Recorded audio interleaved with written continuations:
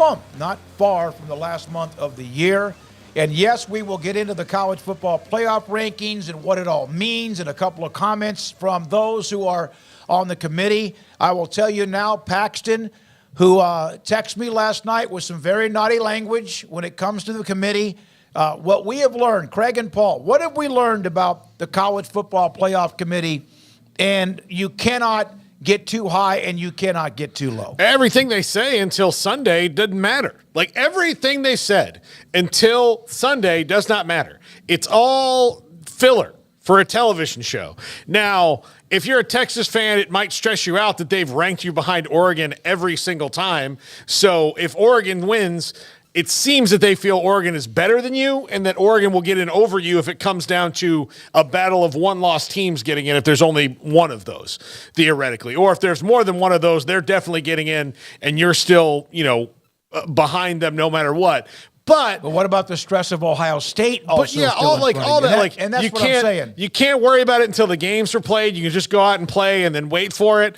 You're either going to get in or you're not. And you can be mad about it when it is, but being mad about it before it happens is the least productive emotion you can have.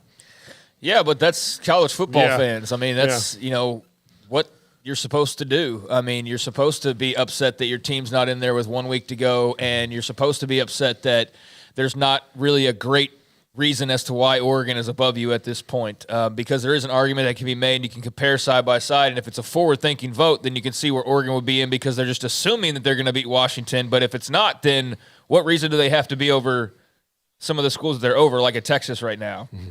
They really don't have a solid, no doubt about it, they should be above argument, and so, if you're Texas, you need a lot of help this weekend. I can see where you're a bit nervous. I mean, it's understandable to be nervous, to be a little bit upset, to be questioning it. But also, if you've been following along with the playoff for a few years now, this is nothing new. It's just that you're more new to this whole party, and so you're getting the first dose of it really for the first time. And so that's what I think is hard for Texas fans to reconcile with right now is that this is just new. It's new as far as being this in the mix and having it teetering so much there on the edge with so little time left. And so, I think there's a lot of exasperation, a lot of frustration, a lot of confusion, and those are all normal emotions when you have a team that's in the mix for the college football playoff. I mean, that is life in the college football playoff if you're not, a Georgia per se or an Alabama, although Alabama's got their own questions right now as far as the college football playoff goes. So,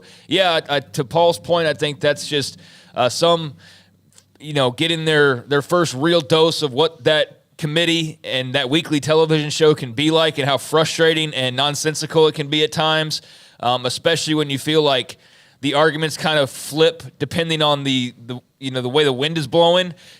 And you know what? That was something that TCU, Baylor, way back in the very first year and others along the way have experienced. There was game control. Y'all didn't know about game control, or you didn't get affected by game control or body clocks. Body clocks were a thing back in 2014. Your team could get penalized if it fit the narrative because, they have to travel farther and they might be more tired, and so that means they might not be as up to snuff as one other team. That was an actual argument at one point in time when Jeff Long was running the show. So this is not the first time this thing has gotten silly and kind of, wonky in terms of the explanations. It's a every year thing. Some years are just more complicated than others, and I think we're in a year where it is more complicated than others because there is such a log jam, and not just a log jam, but it's not like we're talking about Tulane or TCU, even though we saw a situation there with TCU last year. They eventually got the nod. But this isn't just some team that's knocking on the door. It's Texas that's knocking on the door, right? Yeah. It's Alabama that's knocking on the door. So that makes it a little bit different. And there's not just we'll just go take Ohio State and everything will be fine and nobody will chirp too loud because, their fan bases combined don't add up to Ohio State. Not in this case. Those fan bases are just as big and just as loud. And so is the tradition and logo. Yeah. That makes it a little bit more explosive and a little bit more interesting. But, if you're a Texas fan, you have a right to be frustrated. Now, again, to Paul's point, I wouldn't go jumping off the ledge. I mean, there's still a lot of chaos that can happen this weekend. But, coming out of last night, you are not feeling great about where you're positioned, and there's a very real possibility that you could somehow go 12-1 and be left out of the playoff. I mean, there is a formula where that could happen the way that it's set up right now with you being behind Oregon, most notably from last night's rankings. So it's not done. Go win, go beat Oklahoma State, go do it in convincing fashion, then kick your legs up, and we'll have, the Pac game on Friday night. Yep. So you'll know there's something, and then watch the rest of the games on Saturday and hope for some chaos. But, this is life in the playoff. We're going to get to some of the Big 12 awards in a moment, and that's already a part of the discussion in the chat room. What is better for Texas? Washington winning unbeaten, that seals at least one of the spots, or Oregon winning?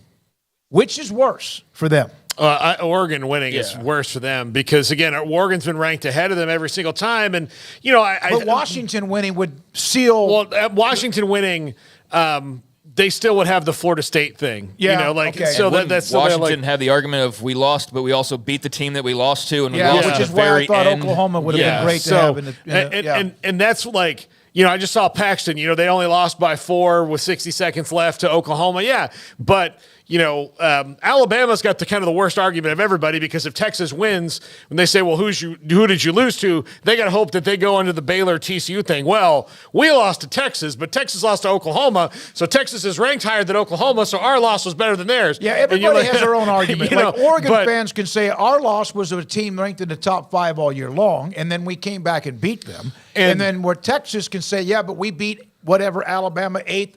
But then you lost to 11 or 12 Oklahoma. It's so everybody can tell a story. Yeah, and the thing is, I don't get, some of this is, okay, who won there? To me, it's did you win your conference?